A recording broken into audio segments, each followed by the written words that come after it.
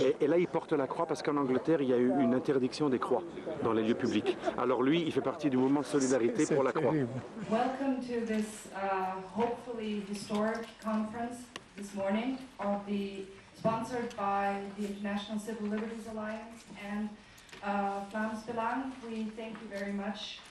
5 years ago, we also met David Littman for the first time.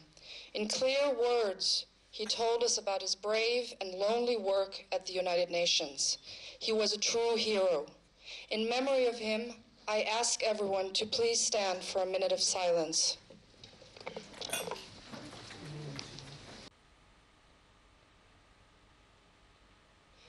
Yes, Father Samuel, we'll get 10 minutes, please, to speak. Father Samuel, would you come up, please?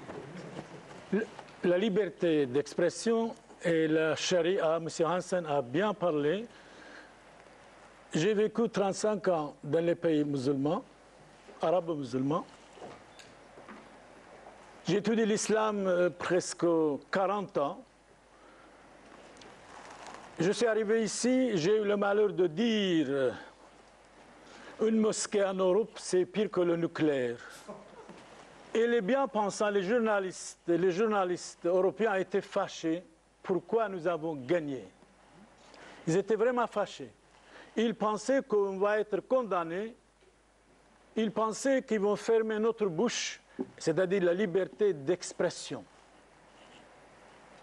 Je crois que M. Hansen a bien parlé de la charia. Je viens aussi parler 2 ou 3 mots encore sur la charia.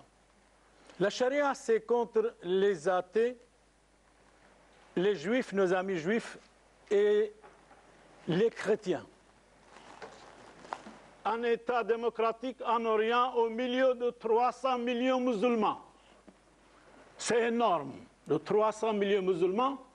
Seul pays démocratique, seul pays que les chrétiens sont libres, seul pays que les chrétiens ne sont pas assassinés. Mais malheureusement, les médias occidentaux attaquent injustement tout le temps Israël. C'est honteux.